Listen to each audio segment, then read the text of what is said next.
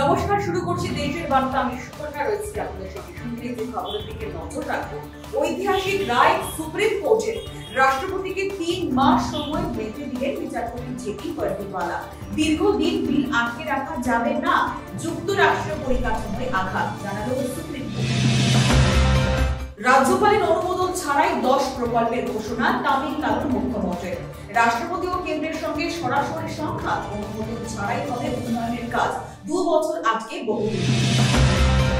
রাষ্ট্রপতিকে কিভাবে নির্দেশ দেয় সুপ্রিম কোর্ট, প্রশ্ন কিরণের রাজ্যপালের। সংবিধান সংশোধন করতে হবে বললেন কিরণের রাজ্যপাল।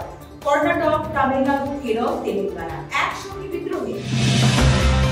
জম্মু কাশ্মীরে ফের নিয়ন্ত্রণ রেখা লঙ্ঘন পাক সেনার, শহীদ 1 ভারতীয় সেনাকর্তা, মৃত আরো 3 পাক সৈনিক নিহত। এরই মধ্যে জম্মু কাশ্মীরে ভূমিকম্প, রিক্টার স্কেলে কম্পনের মাত্রা 5.8।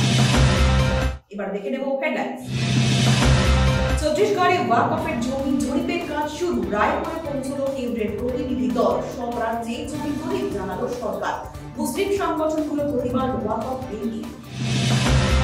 ওয়াকফ আইনের পর মধ্যপ্রদেশে শুরু মাদ্রাসা ভাঙার কাজ। পাবনা জেলায় সরকারি জমিতে তৈরি মাদ্রাসা ঘুরিয়ে দেওয়া হয় আজ। ওয়াকফ সম্পত্তি দখলের চেষ্টা। কর্ণাটকে বিজেপির বিরুদ্ধে সিট গঠন, বিজেপি আমলে 40% কাটমানি নেওয়ার অভিযোগ, তদন্ত করবে গোয়েন্দা সংস্থা।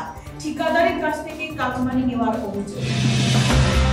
কংগ্রেসের সম্পত্তি অ্যাটাচ, ন্যাশনাল হেরাল্ডের সম্পত্তি দখলের চিঠি, কর ফাঁকির অভিযোগ কংগ্রেসের বিরুদ্ধে।